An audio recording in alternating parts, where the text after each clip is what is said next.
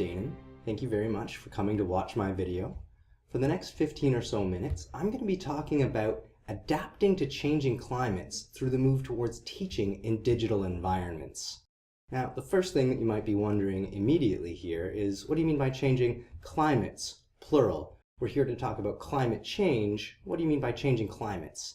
So, of course, one of the changing climates I'm referring to is ecological climate change.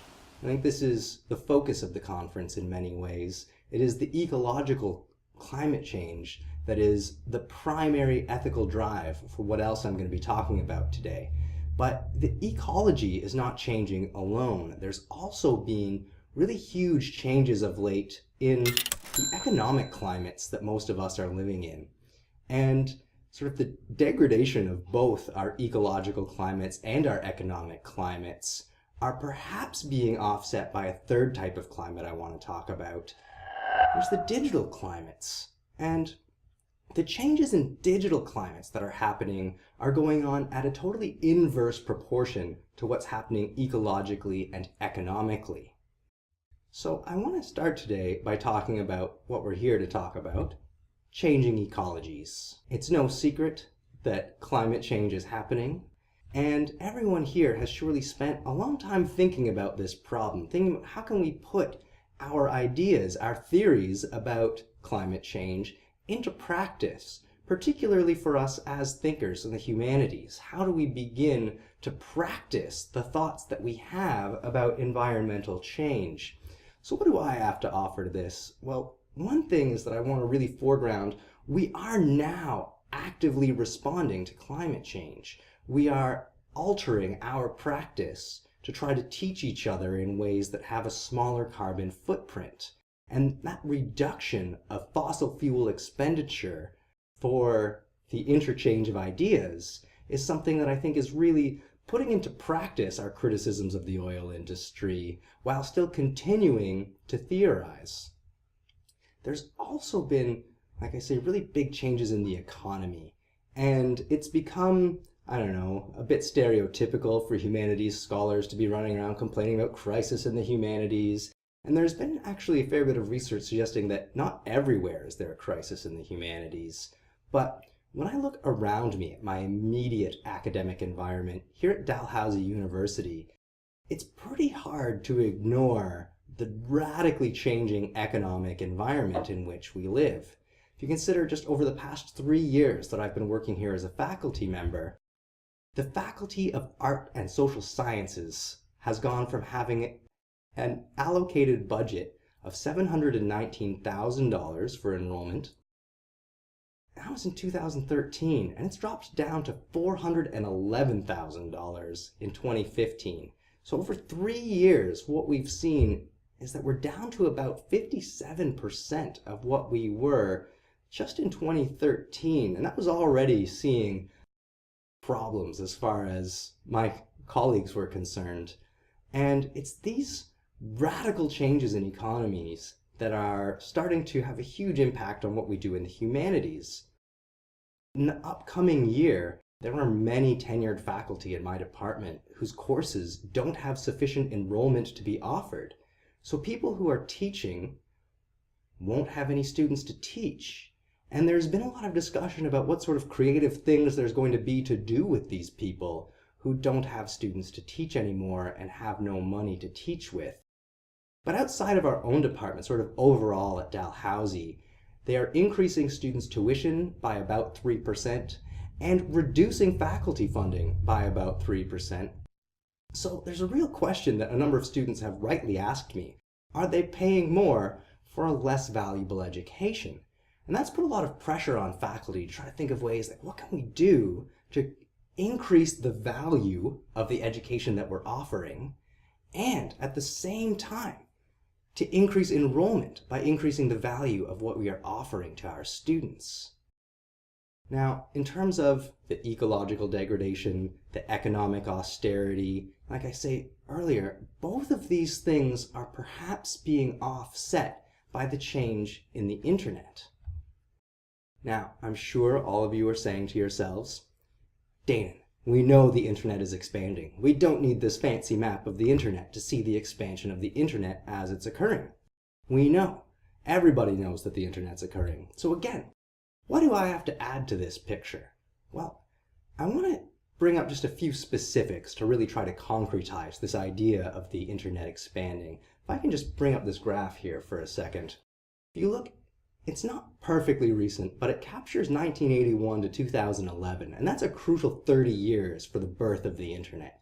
You can see it doesn't actually change all of that much in the first decade or so, but things really start picking up near the end of the 90s, and it's over the first decade of the 2000s that we see staggering growth in the number of websites that are hosting internet content. So these are just the hosts, though. They don't really express exactly how much data is being hosted. So let's look at one host that everyone here will be familiar with. Look at YouTube. YouTube's upload rates have been staggering since 2006.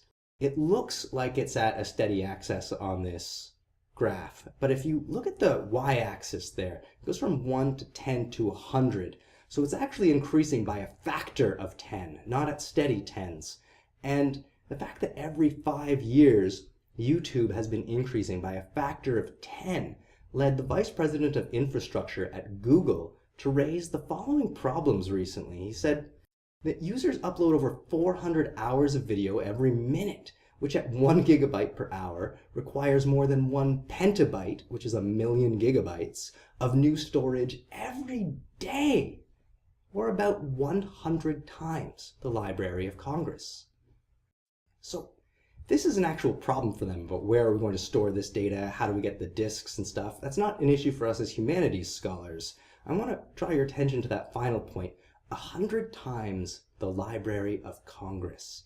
And the fact that we now have basically libraries online that exceed the capacity of any single library is to me really made manifest by things like EBO, Early English Books Online. Early English Books Online has more than 130,000 titles, comprised of over 17 million scanned pages, and they say that there is over 100,000 pages being scanned at any given time. So it's still rapidly expanding, and its sources come from over 200 libraries and universities. So it's a single place that I can go without any increased carbon footprint. And I can do research that to otherwise do, I would have to, say I'm studying Shakespeare.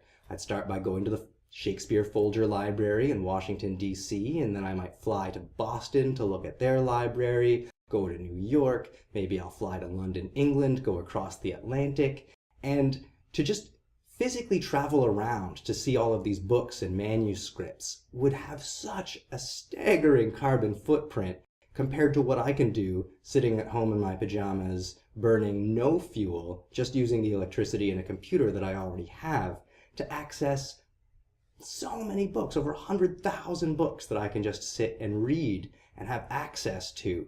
So there's a new level of scholarship that is being made possible here. And that's connected to sort of my final point about the expansion of the internet, which is directly the expansion of online education.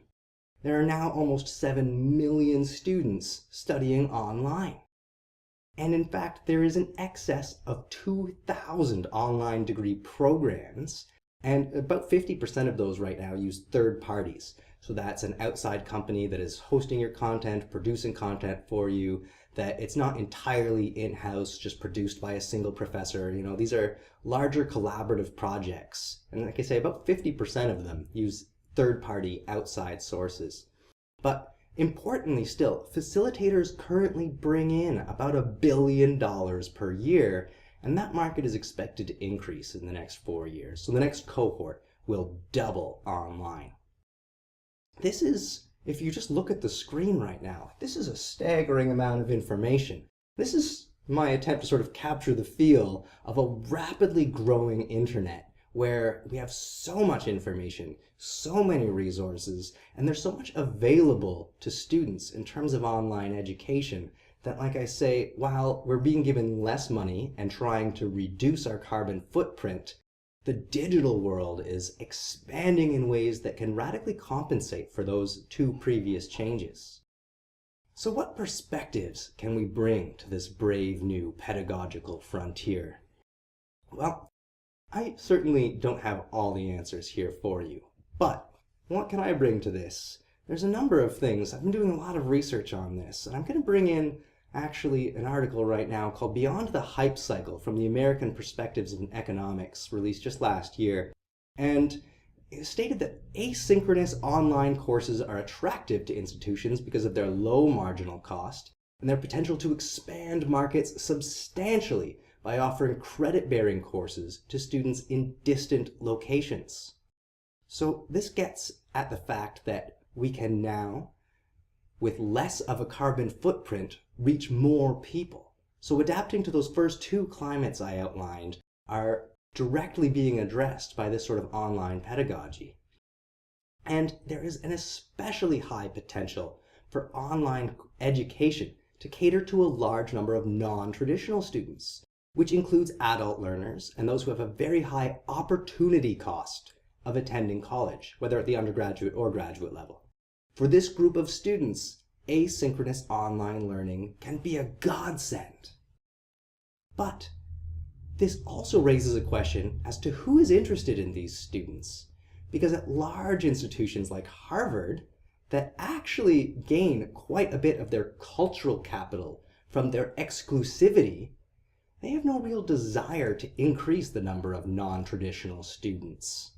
So this sort of model is particularly useful not at the most elite schools, but at something a step down, which would include the large public institutions in Canada. But in particular, it's noted that this will work at less selective institutions, whose main selling point is their ability to deliver a credential that has demonstrable value in the marketplace. It is at the less selective institutions that innovations in online education that can lower cost, expand availability, and/or increase convenience of access have a good chance of succeeding, at least in the near term. But that question about the near term raises the ultimate question of pedagogical diversity. How are we going to respond to the real competition that is emerging online? And you ask me, Danen, what kind of education in terms of competition? How are we going to be competing with each other as we adapt to these changing online climates? So I want to bring up this distance learning report that suddenly challenges a number of things in terms of economics, that there's an actual investment that needs to be made in order to compete in the online market. So the Distance Learning Report of 2014 said that faculty can expect to spend 120 hours to prepare an existing course for online delivery. So if you already have a course that you run, you already have your lecture content, you already have all of your notes, you have everything ready, to produce that traditional course in an online format will take you 120 hours. And they say it'll take an additional 80 hours if the course has never been made before. So to create a fully new online course, you're looking at least 200 hours. But also, Peter Navarro, he talks about his own personal investment, and I'll post a link to his article below in the comments. His own personal investment in online teaching includes spending over $15,000 on his own state-of-the-art studio. That studio includes a way to film people in front of a green screen that gets more than just this upper body shot that you're looking at right now. He specifically points out how crucial it is to have full body shots in front of a green screen so that his editors can place him into any environment they want. Which also raises the second point, that Peter Navarro has teams of editors, animators, videographers, people who do the Foley effects afterwards. And he was talking about how he often spends like $50 per hour on his animators who just animate the transitions between his points. And when you start thinking about that, it doesn't necessarily reduce the cost to be spending $12,000 on your secondary or tertiary people in addition to the faculty labor cost to produce these. So there's a real issue with the opportunities being undermined by the actual investment cost. When I was talking about, there's ways that these courses can radically reduce cost. So having 15,000 students studying from one professor who used to just teach 500. These courses become scalable in a way that they weren't before. But in order to reach 15,000 students, you actually need to put in a huge investment. So to make capital gains in terms of opportunities requires capital investment, which an austerity budget is not necessarily going to enable. So there's going to be real competition between who can gather the required capital, who can collaborate with third-party institutions to produce the most competitive online courses. There's also going to be issues with the rapidly increasing competition. Right now, there's over 2,000 online degree programs. As I mentioned earlier, that's going to double in 4 years. It's going to continue doubling and expanding in a way that will get increasingly difficult to enter that online market. So, what do I have to say in terms of conclusions to all of this? I think it's important to stop and remember that I began this by pointing out that our ecological impact as teachers needs to be considered. If we are humanities scholars, we need to be thinking about what's good for humanity, and it's pretty clear at this point that ethical reduction of our carbon footprint is good for humanity. So taking what we do as humanities scholars and putting that into practice, that's one of the huge things that we can be doing right now, and it's one of the driving motivators for why should we bother doing this at all. There's also the economic demands. It's being increasingly demanded of professors that they do more with less. So that's going to, in some way, demand that they teach more students than they have before.